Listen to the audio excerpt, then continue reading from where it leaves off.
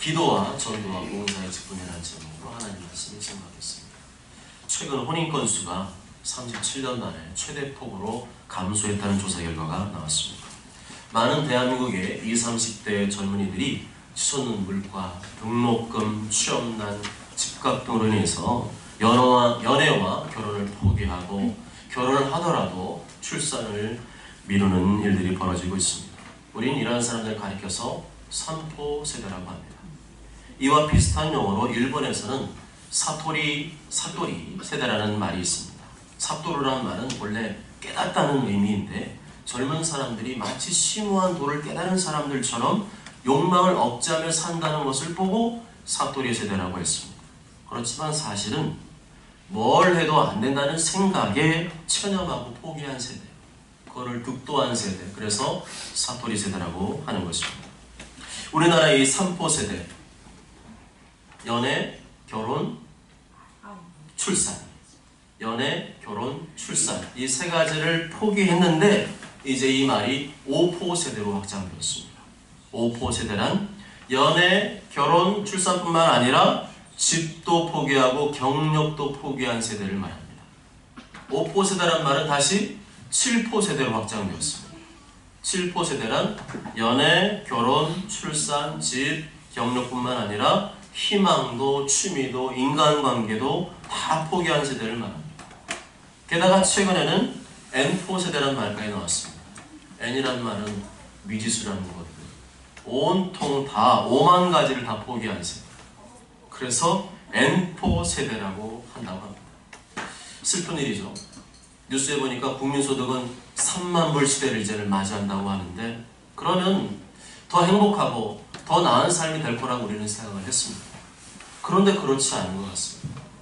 부자는 더 부자가 되고 가난한 사람들은 더 가난해지고 있습니다. 사회적인 불평등, 경제적인 불평등이 더 심화되고 있습니다. 이로 인해서 젊은 세대뿐만 아니라 모든 대한민국의 세대들이 의욕상실, 무기력, 또 우울증에 빠지고 있습니다.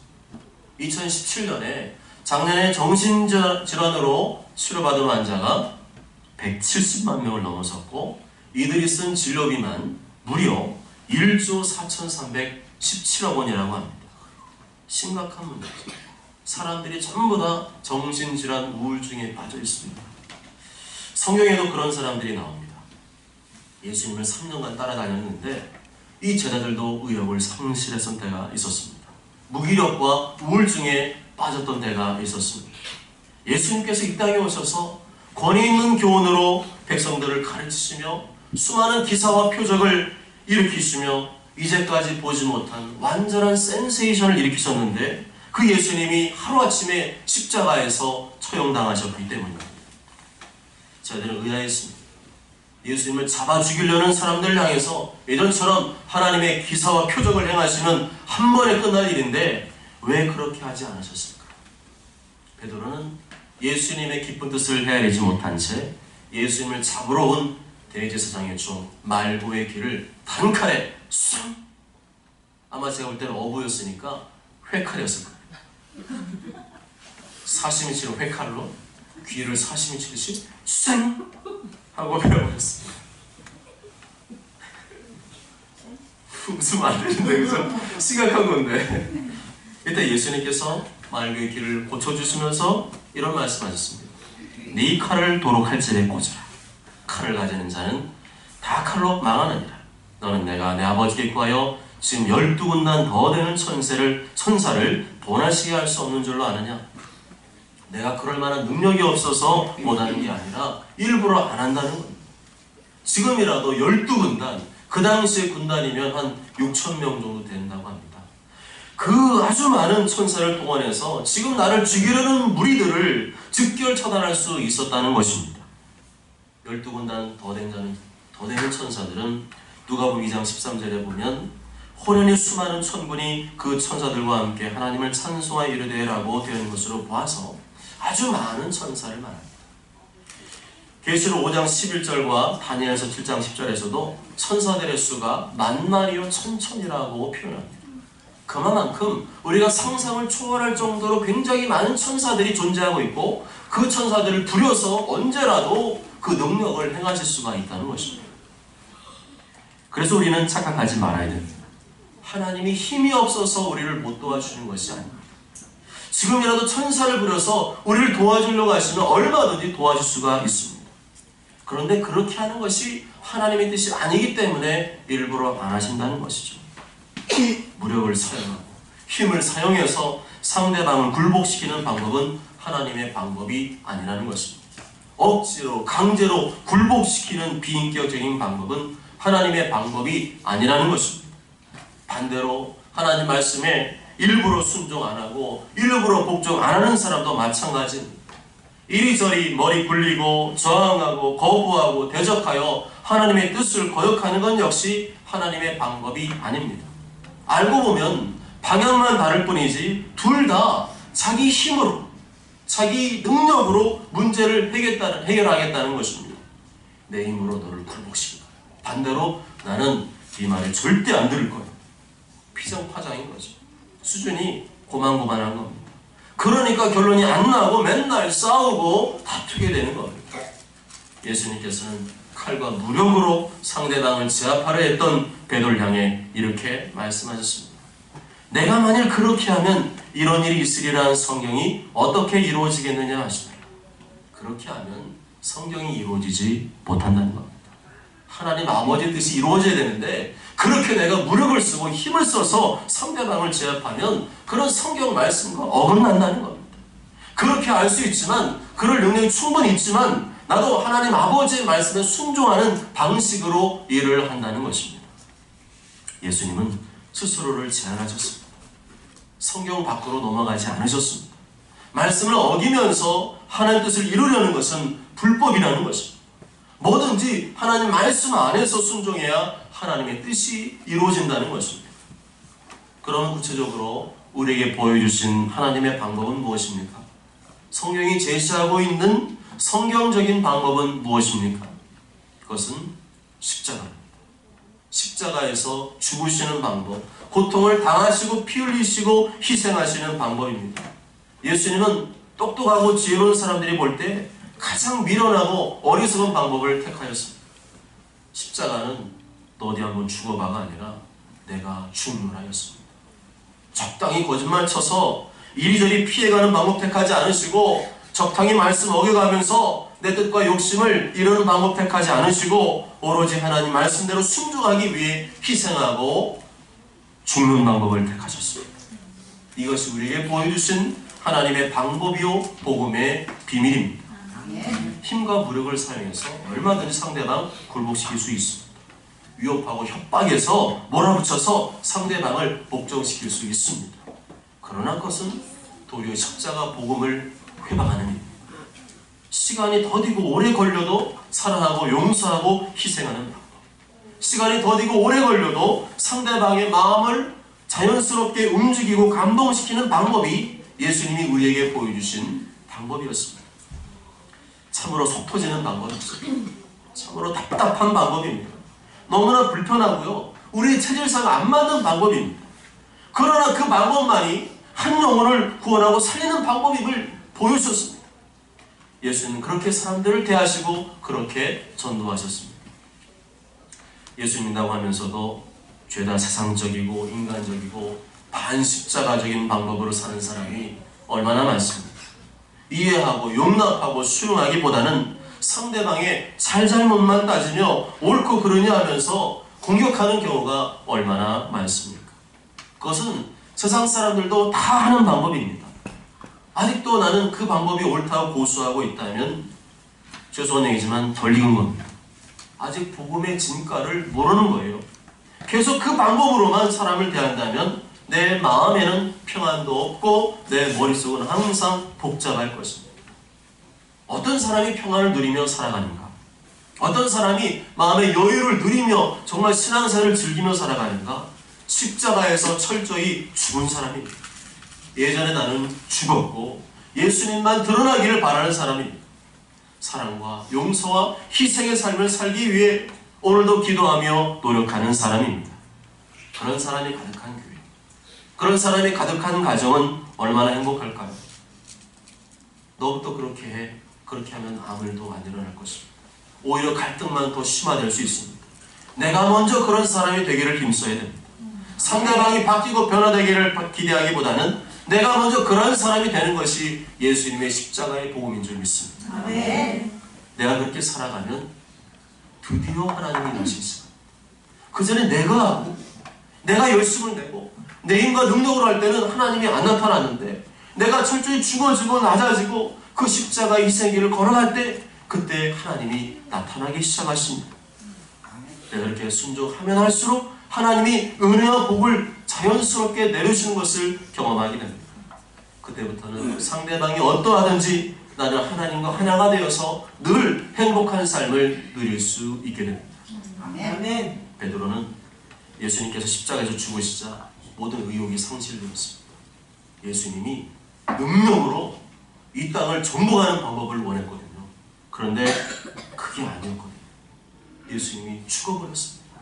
그러니 모든 의욕이 상실되고 우울하고 무기력함이 짓눌렀습니다. 나 예수님한테 모든 걸 다 걸고 예수님 따라다녔는데 그 예수님이 죽어버렸어요. 진짜 문제는 베드로는 예수님의 부활을 믿지 않았던 겁니다. 죽으면 다 끝난다고 생각하기 때문에 예수님 죽었네, 끝났네 생각했던 겁니다. 그런데 그런 그에게 믿을 수 없는 일이 벌어졌습니다. 예수님이 다시 3일 만에 부활하셨기 때문입니다. 아멘. 예수님의 부활은 단순히 예수님만의 부활이 아니었습니다. 당시 예수님 믿고 따르는 모든 사람들의 부활이었습니다. 아멘. 그동안의 모든 무기력과 우울증에 빠지고 의욕상실에 빠져있던 사람들이 단번에 그것을 해결할 수 있는 획기적인 사건이었습니다. 이제는 다 포기했다고 생각했는데, 나는 시험에 떨어졌다고 생각했는데 어느 날 나에게 전화가 와서 띵동 추가 합격했습니다. 그 소식을 들어보십시오. 얼마나 기쁘시던가요? 나 떨어졌는데, 나 안 됐는데 전화가 와서 됐다는 거예요. 얼마나 기쁩니까? 얼마나 휘파람이 납니까? 아멘. 그게 예수님의 제자들이 느낀 부활의 감동의 쓰나미였습니다. 아멘. 사는 게 힘드십니까? 우리에게는 부활하신 예수님이 계십니다. 이제 다 끝났다고 생각됐습니까? 우리에겐 부활하신 예수님이 계십니다. 아멘. 죽음까지 이기신 예수님 바라보면 죽음의 고통도 이겨낼 수 있는 줄 믿습니다. 아멘. 죽은 예수님이라면 뭐하러 믿습니까? 예수님도 죽었습니다. 많은 사람 다 죽습니다. 나도 언젠가 죽을 것입니다. 그럴 것 같으면 뭐하러 그렇게 애를 쓰며 삽니까? 저 예수님 믿기 전에 그랬어요. 이 땅에 사는 게 그냥 육신 살다가 끝나는 거라면 내가 뭐 이렇게 열심히 살아야 되지? 뭐 이렇게 악착같이 살아야 되지? 그러면서 무슨 생각인 줄 아세요? 우울해지더니 우울에 빠지면요 죽고 싶은 생각 들더라고요. 애들이 왜 자살합니까? 왜 젊은 사람들, 요새 노인들이 왜 자살합니까? 죽으면 다 끝날 거 아니야? 죽으면 다 해결되는 거 아니야? 뭐 이렇게 힘들게 어렵게 살아가? 그러나 그게 끝이 아니죠. 우리에게는 죽음의 이후의 부활의 세계가 보장되어 있습니다. 아멘. 예수님의 부활이 나의 부활입니다. 그렇기 때문에 이 땅에서 더 열심히 주를 위해 살아가고 더 애쓰며 살 가치가 있는 것입니다. 아멘. 우리가 이 땅에서 주를 위해 수고한 모든 것들이 칭찬과 상급으로 바뀌기 때문에 교회에 와서 빈둥거리지 않습니다. 교회에서 정말 바람직한 분위기는 어떤 분위기일까요? 교회만 오면 내가 상 받을, 내가 부활한 다음에 하나님 나 상 주신다 그랬지, 내가 상 받기 위해서 늑탈같이 달려드는 모습입니다. 또 우리는 죽음 이후에 심판이 있음을 알기에 대충 살지 않습니다. 심판이 있기에 절대로 막 나갈 수 없고 함부로 목숨을 끊을 수 없습니다. 하나님의 심판이 얼마나 무섭고 두려운 줄 알기 때문에 대충 살 수 없고 함부로 죽을 수도 없는 것입니다. 부활하신 예수님 목격한 자들은 이제 겁날 것이 없어졌습니다. 죽음이 두렵지 않았습니다. 죽음까지 이겨버린 예수님을 보았으니 이제 더 이상 두려울 게 뭐가 있겠습니까? 목숨까지 내놓고 세상의 권력자들 앞에 나아가 복음을 담대히 거침없이 선포했습니다. 예수님의 부활이 그들을 완전히 바꿔버렸습니다. 예수님의 부활이 그들에게 새로운 소망으로 바뀌어버렸습니다.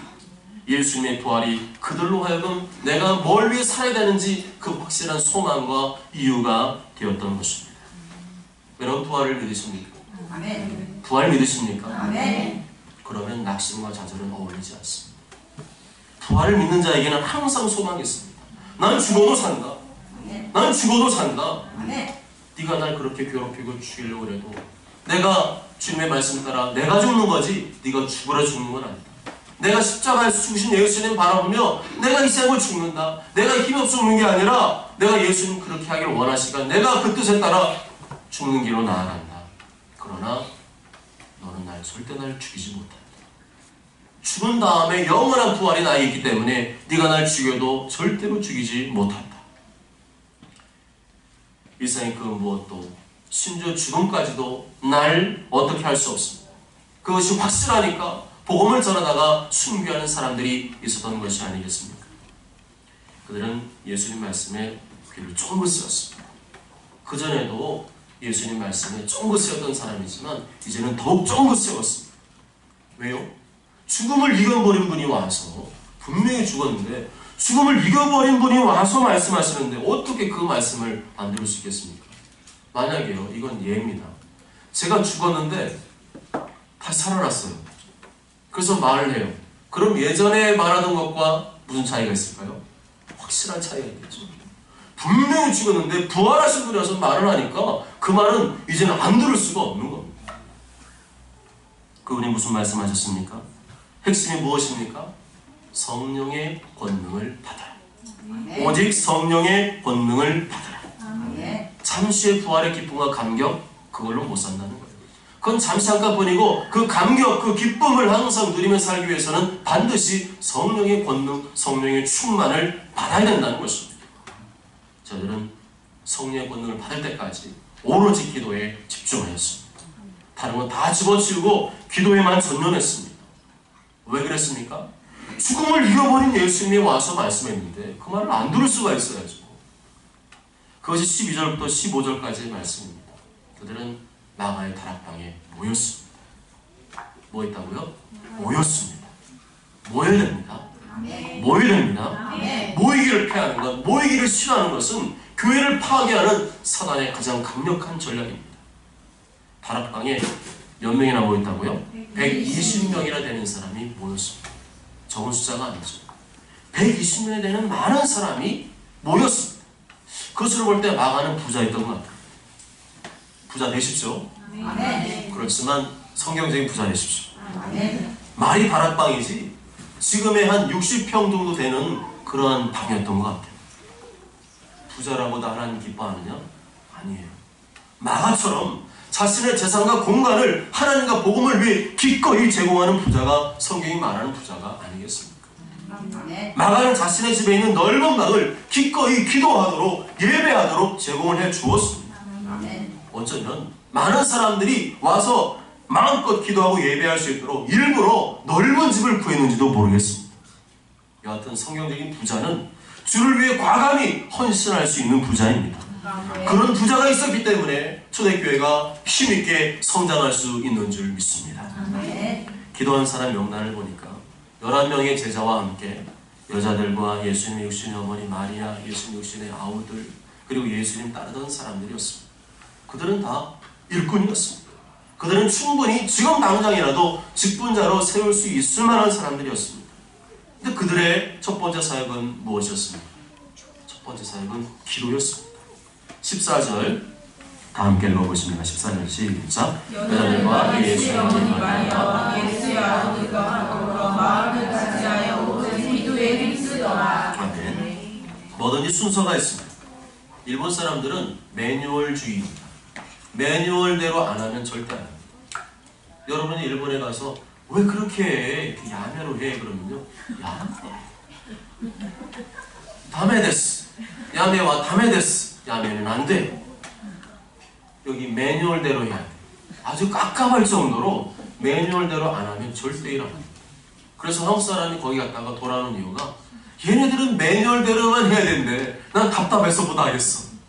그런데 매뉴얼대로 하는 것이 나중에 좋습니다.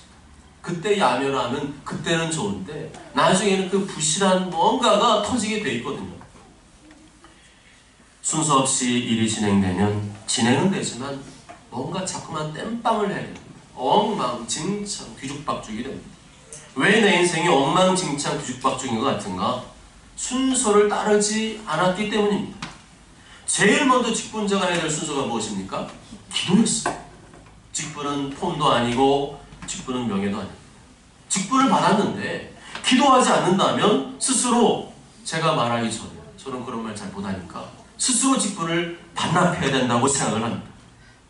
직분을 받았는데 내년에도 나는 모이기를 힘쓸 것 같지 않다. 나는 왠지 기도를 되게 안 할 것 같다. 그러면 저에게 찾아와서 반납하고 싶다고 얘기하십시오. 그럼 제가 빼드릴 생각을 좀 해볼게요. 차라리 저는 그런, 제가 성격이 좀 쿨해서 그런지 몰라도 그럴 것 같으면 차라리, 제 입장입니다, 일반 성도로 사는 편이 훨씬 자신의 양심에 떳떳하지 않을까요? 차라리 일반 성도로 사는 편이 다른 사람에게 더 당당하지 않을까요? 왜 직분자가 기도하지 않습니까? 직분을 받을 때는 그렇게 좋아하더니 왜 기도는 안 하려고 합니까? 직분을 폼으로 생각하거나 명예로 생각하기 때문일 것입니다. 이 정도 나이 되면 집사 정도는 돼야지. 이 정도 나이 되면 권사, 장로 정도는 돼야지. 이런 생각 때문은 아닙니다. 그런 체면 문화, 체면 의식이 한국 교회를 병들게 만들었습니다. 우리나라에서는요, 교회 좀 다니다 싶으면 다 집사예요. 어디 여행 가잖아요. 그래서요, 집사님! 하고 불러보세요. 10명 중에 3명은 네? 어느 게 집사님이세요?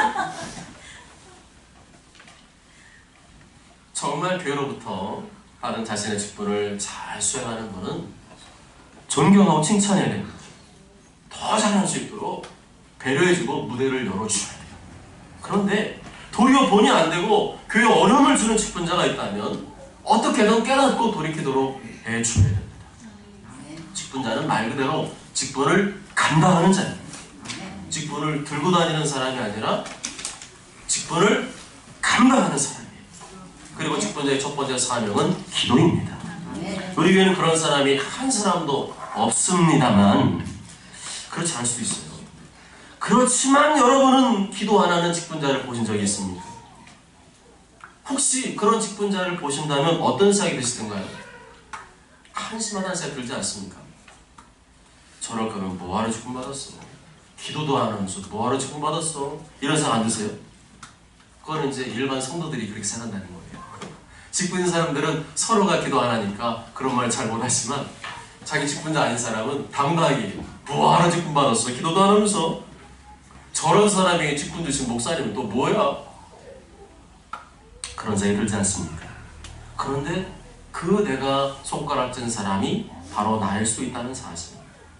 초대교회 성도는 직분자가 뭐고 알 것 없이 모이기를 힘쓰는 사람이었고 모이면 기도하는 사람들이었습니다. 교회 올 때 왜 오십니까? 이 잘생긴 목사 보려고 오십니까? 별 동의를 안 하시는데 제 아내는 동의할 줄 믿습니다. 사람들 만나러 오셨습니까? 아닙니다. 교회는 만민이 기도하는 집이라고 했습니다. 하나님께 기도하는 집입니다. 교회 오시면 제일 먼저 저한테 인사 안 하셔도 돼요. 그냥 쌩 하고 지나가셔서 기도하고 인사하셔도 됩니다. 기도 안 하는 사람이 교회를 강도의 소굴로 만듭니다. 기도 안 하는 사람이 교회에 오면 말을 만들어냅니다. 기도를 안 하니까 요 입이 절제가 안 되는 것입니다. 기도를 안 하니까 자기 욕심이 절제가 안 되는 것입니다. 기도 힘쓰는 사람 치고 막 사는 사람 본 적 있습니까? 기도 힘쓰는 사람 치고 말 함부로 하는 사람 본 적 있습니까? 불가능합니다. 불신자가 아니라면, 초신자가 아니라면 반드시 기도하는 사람은 변화되게 되어 있고 성화되게 되어 있고 자기의 직분을 충성스럽게 감당하게 되어 있습니다. 문제는 하나님께 있는 것이 아니라 본인에게 있습니다. 기도를 안 하는 것이 문제이고 기도를 한다고 해도 잘못 구하는 것이 문제입니다. 기도의 기본은 모이는 것입니다. 모이는 것입니다. 제가 부목사 때 권면을 막 하잖아요. 왜냐하면 목사님이, 담임 목사님이 막 다그치고 그 교구는 왜 이렇게 하고 그 교회 성도들은 다 어디 갔어? 그러면 이제 부목사는 제가 빨리 연락을 취해서 많이 데려오도록 하겠습니다. 그래서 집사님 교회 와서 같이 기도하시죠. 뭐라는 줄 아세요? 기도 안 한다는 사람 한 사람도 없어요. 저는 집에서 기도하고 있어요. 그러니까 더 이상 얘기하지 마세요. 그런 얘기예요. 집에서 기도하면 되지 굳이 교회까지 와서 기도해야 되냐는 겁니다. 그것도 몰라서 초대교회 성도들이, 그것도 120명 되는 사람이 모여서 합심기도 했을까요? 순서를 모르는 거죠. 자기 편한 대로 하려는 겁니다. 그러다가 여기저기 문제가 꽝꽝 터지는 겁니다. 기도는 먼저 모이는 것입니다. 모이는 것입니다. 오늘 말씀 뭐라고 나옵니까? 더불어 마음을 같이하여 오로지 기도에 힘써요. 혼자만 힘쓴 게 아니라 더불어 기도했다고 말씀합니다. 혼자서 기도하면요 금방 유혹이 옵니다. 갑자기 막 누구한테 전화해야 될 것 같은데, 인터넷 주문 오늘 안 하면 안 되는데, 여러 가지 잡생각들이 막 자꾸 들어와서 기도하다가 다른 사람들 여럿 있으면 못 일어나죠. 근데 혼자 있으면 어떻게 벌떡 일어나가지고 하고 난 다음에 기도하니까 또 기도할 시간을 잃어버린 경우가 얼마나 많습니다. 그래서 우리 연약함을 극복하는 방법은 사실 모이는 겁니다. 우린 연약하기 때문에 모여야 돼요. 예배 시간에 죄 지은 사람은 별로 없잖아요. 그런 사람 있을 수 있어요. 생각으로. 그렇지만 예배 시간에 와서 대놓고 죄 지은 사람은 아무도 없습니다. 이렇게 모여야 되는 이유가 무엇이냐? 모이는 이유가 사실 우리의 연약함을 그 시간만큼이라도 커버해주고 막아줍니다.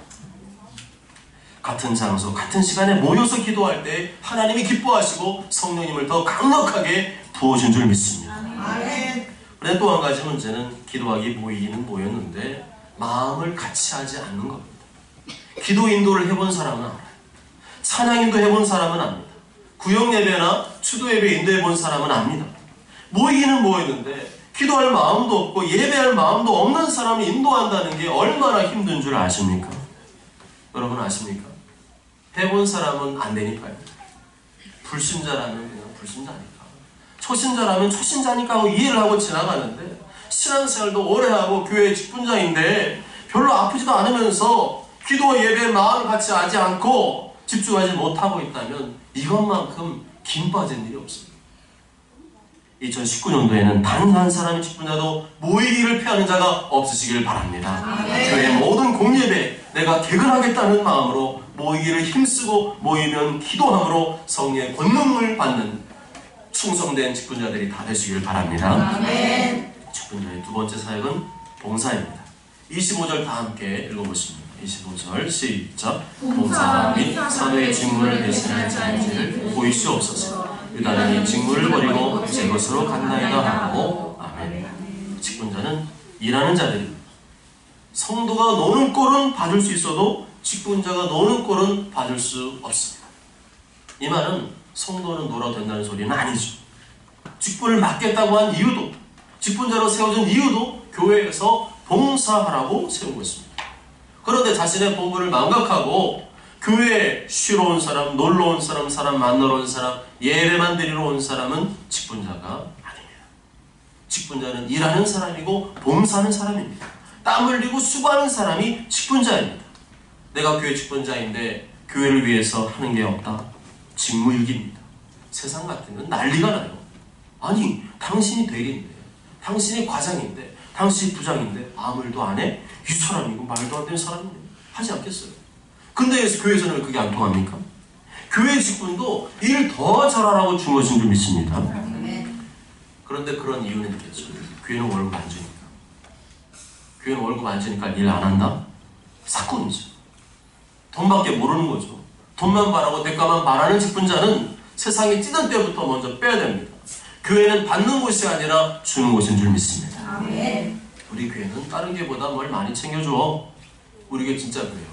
우리 교회는 들어오는 게 많아 있어. 교회는 작은데 어디서 막 자꾸 들어와요. 어제도 또 토마토를 갖다가 대추만한 걸 갖다가 한 소쿠리 갖다 주셔가지고 또 오늘도 이제 가시면 나눠 드릴 것 같습니다. 또 내가 낸 헌금보다 더 많은 혜택을 나는 교회에서 누리는 것 같아. 적어도 직분자라면 좋아할 일이 아니라 부끄럽게 여깁니다. 내가 교회를 위해 헌신한 것보다 교회에서 받는 혜택이 더 많다? 이거는 뭔가 잘못된 거죠. 직분이라는 단어의 원래 어원은 디아코니아스입니다. 섬김과 구제라는 뜻입니다. 남들보다 더 섬기고 남들보다 더 구제하는 사람이 직분자라는 것이죠. 기도로 섬기고 물질로 섬기고 몸으로 섬기는 사람이 직분자인 것입니다. 누구를 직분자로 세워야 되느냐? 헌신된 사람을 세워야 합니다. 자신만을 위하는 사람, 자기 가족만을 위하는 사람은 헌신할 수 없습니다. 자신을 희생할 줄 아는 사람, 때로는 자기의 가족도 희생할 줄 아는 사람이 직분자인 것입니다. 예수님께서는 자기 가족의 장례를 치르고 오겠다는 사람, 그리고 따르겠다는 제자를 향해서 이렇게 말씀하셨습니다. 죽은 자들로 자기의 죽은 자들을 장사하게 하고 너는 가서 하나님의 나라를 전파하라. 또한 자기 가족에게 작별 인사 좀 하고 오겠다는 사람, 그리고 따르겠다는 제자를 향해서 이렇게 말씀하셨습니다. 손에 쟁기를 잡고 뒤를 돌아가는 자는 하나님 나라에 합당하지 않다.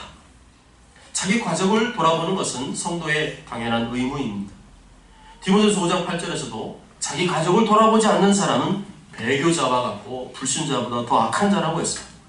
가족에게는 무관심하고 교회 일에만 열심을 내는 것은 잘못되었다는 것입니다. 그러나 가족 돌보는 일에는 열심을 다하면서 교회와 하나님 나라의 일에는 뒷전인 사람, 교회 일 좀 하자고 하면 이 핑계 저 핑계 대면서 게으른 사람은 하나님 나라에 합당하지 않다고 말씀했습니다. 하나님 나라에 합당하지 않다는 말은 그 안에 많은 의미가 담겨져 있습니다. 하나님 나라에 합당하지 않다. 이 말은 하나님 나라에 들어올 자격이 없다. 이것까지 생각할 수가 있는 겁니다. 지금의 세 번째 사역은 전도입니다. 22절 말씀 다 함께 읽습니다. 시작. 항상 우리와 함께 다니던 사람 중에 하나를 세워 우리가 더불어 예수께서 부활하심을 증언할 사람이 되게 하여야 하리라 하는데. 아멘. 직분자는 뭐하는 사람입니까? 우리와 더불어 예수께서 부활하심을 증언하는 사람이라 말씀합니다. 오늘 본 말씀은 사도에 관한 직분이지만 사도들만을 위한 것은 아닙니다. 사도들과 함께 초대교회 직분자들은 똑같이 모이면 기도하고 봉사하고 흩어지는 전도였습니다. 직분자는 단순히 교회 안에서만 머무른 사람이 아닙니다. 직분자는 결코 놀고 먹는 사람이 아닙니다. 시간 때우고 빈둥거리는 사람도 아닙니다. 예배만 잘 드리면 되는 사람도 아닙니다. 예배는 기본이고 직분자는 봉사하고 일하는 사람입니다. 교회에서 일하지 않는 직분자는 회개해야 될 것입니다. 교회에서 일하기 싫어하는 사람도 회개해야 될 것입니다. 당신을 위해 십자가에서 피를 주신 예수님은 정녕 어디에서 볼 수 있다는 말입니까? 삶으로 보이시기 바랍니다. 행함으로 보이시기 바랍니다. 내가 섬기고 봉사하고 희생할 때 예수님이 나를 통해서 나타나는 줄 믿습니다. 그러면 교회 밖에 나가면 모든 봉사와 의무와 책무가 해방된 것이냐? 그건 아니죠. 교회는 훈련소와 같습니다. 교회 안에서 안 하는 사람이 밖에 나가서 잘하겠습니까? 교회 안에서 손안을 까딱 안 하는 사람이 밖에 나가서 잘 섬기겠습니까? 만일에 그런 사람이 있다면 신앙생활을 안 하는 겁니다. 신앙과 행함은 언제 어디서나 장소와 시간을 구분하지 않고 일치해야 됩니다. 변함이 없어야 됩니다. 그런 모범된 삶, 훈련된 삶을 통하여 예수님이 증거되기 시작합니다. 널 보면 내가 교회 다니고 싶은 마음이 싹 사라져. 저 웃으면서 하는 거예요. 너무 진지하지 마세요. 너무 진지하시니까 제가 말 못하겠어요. 내가 널 보면 내가 교회 다니고 싶은 마음이 싹 사라져. 네가 그 모양이니까 내가 교회 안 나가는 거야. 되게 기분 나쁜 말이죠. 그렇지만 귀담아 들을 필요는 있습니다. 아직까지 나에게 그래도 기대하는 게 있구나. 내가 너무나 많이 부족하구나 하는 생각을 한 번쯤은 해봐야 됩니다. 뭐? 어디다 대고 승질이야. 내가 교회 다닌 거랑 무슨 상관 있어? 내가 교회 다니는데 네가 뭐 보태준 거 있어? 이러면 전도의 문은 닫히는 거예요. 그래, 그건 맞아.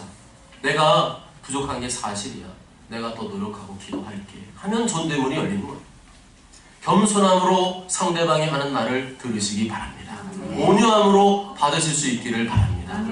상대방의 투정과 불평을 감정으로만 받지 말고 예수님의 음성이 아닌가 하고 받으시기 바랍니다. 그렇게 상대방 말에 때로는요 너무하다 싶은 말도 있어요. 너무 지나치다, 너무 과하다 그런 말이 있어요. 그러니까 기분이 상하죠. 그렇지만 그런 말에도 귀를 기울여주고 듣기 싫어도 관심을 보여주며 그래 그건 내가 맞는 말이야. 내가 부족하지. 그러면서 자신을 부단히 바꾸려고 애쓰는 모습 보여줄 때 전도의 문이 열리는 줄 믿습니다. 그렇게 사람과 좋은 관계를 유지할 때 복음이 증거됩니다. 상대방 마음이 열릴 때 복음이 들어갑니다. 우리는 완벽하지 않지만 그래도 사랑하고 그래도 용서하고 그래도 희생할 때 복음이 먹히기 시작합니다. 복음이 싫은 사람은 없어요. 예수님 싫은 사람은 별로 없어요. 나의 부족하고 덜익은 모습을 싫어하니까 복음도 듣기를 거부하는 것입니다. 정녕 내가 변화된 만큼, 내가 성화되는 만큼 복음이 더 진하게 그 심령에 들어간 줄 믿습니다. 그렇다고 내가 아는 사람에게만 관계 전도하면 된다? 그건 아닙니다. 예수님은 마을을 두루 다니면서 병자를 고쳐주시고 귀신을 쫓아내시면서 복음을 전파하셨습니다. 그런 것처럼 우리도 나와 관계없는 사람에게도 복음을 선포해야 됩니다. 십자가에 죽으신 예수님, 다시 부활하셔서 영생을 열어주신 예수님을 선포해야 됩니다. 입으로 선포하든지 전도지로 선포하든지 편지로 선포하든지 광고로 선포하든지 노래로 선포하든지 우리는 듣든지 아니 듣든지 선포해야 됩니다. 아멘. 어제 일본 선교사님으로부터 연락이 왔습니다. 그런데 협력하는 일본인 교회에서 일본인들만 나오는 교회인데 거기 협력 선교사로 계신 거예요. 근데 그 교회에서 역전 앞에서 전도 물티슈를 자꾸 돌리니까 불러가지고 전도하지 말라 그러더래요. 그래서 왜 전도하면 안 됩니까? 그랬더니 그렇게 전도하는 거는 이단들이 하는 거니까 괜히 오해받으니까 하지 말라고 했다는 거예요. 그래서 제가 화를 냈어요. 말도 안 되니 이단들이 그렇게 한다고 안 해야 됩니까? 이단보다 더 탁월하게 전도하는 게 하는 뜻이 아니겠습니까? 아멘? 아멘. 더 탁월하게, 더 열심히, 더 신바른 나게 전도해야 될 사람이 우리가 아니겠습니까? 아멘. 그래도 해야 됩니다. 아멘. 전도는 명령입니다. 아멘. 그 선교사님이 그런 오해를 받아가면서 한 2년 정도 계속 물티슈를 돌리다가 일본인 사업가 한 사람을 전도했다. 아멘? 할렐루야. 아멘. 왜 사람의 생각으로 그걸 제안합니까? 한 영혼을 구하기 위해서라면 모든 선한 방법을 동원해서라도 복음을 전해야 될 줄 믿습니다. 아멘. 사랑하는 여러분, 가룟 유다는 자신에게 주신 하나님의 직분을 돈과 맞바꿨습니다. 자신에게 주신 그 직분이 얼마나 영광스러운지 그것은 다 잊어버리고 돈이 더 귀하고 세상의 가치가 더 귀하다고 생각한 나머지 예수님도 팔아먹었습니다. 나중에는 은 30을 주었던 사람들에게 배신당했습니다. 그리고 그 양심의 죄책감에 시달리다가 자살을 했는데 18절 말씀을 보면 배가 터져서 창자가 다 흘러나오는 비참한 죽음을 맞이했습니다. 하나님과 교회와 목회자를 세상의 물질이나 그 어떤 것보다 못하게 여기는 사람은 이 가룟 유다의 길로 가게 되어 있습니다. 하나님의 영광과 복음을 위해 희생하고 헌신하는 삶이 아니면 불의의 삭슬을 따라가다가 내 욕심을 채우며 따라가다가 심판을 받게 되어 있습니다. 그래서 가룟 유다를 대신할 새로운 사도를 세우게 되었는데 직분의 차이는 있을지 몰라도 정도의 차이는 있을지 몰라도 그 직분의 직무는 동일하였습니다. 그 직무는 기도였고 봉사하는 것이었고 전도하는 것이었습니다. 기도자가 되시기 바랍니다. 아멘. 봉사자가 되시기 바랍니다. 아멘. 전도자가 되시기 바랍니다. 아멘. 그렇게 순종해 살아갈 때 하나님께서 더 훌륭한 일꾼으로 세울 줄 믿습니다. 아멘. 더 잘할 수 있도록 그에게 더 많은 은혜와 복을 주실 줄 믿습니다. 아멘. 어저 저는 모두가 나의 준 직분을 땅속에 파묻어두고 아무 일도 하지 않다가 심판받은 악하고 게으른 종이 아니라 2달란트 5달란트 받은 착하고 충성된 종처럼 잘하도다 칭찬받는 직분자들이 되시길 주님의 이름으로 축복합니다. 아멘.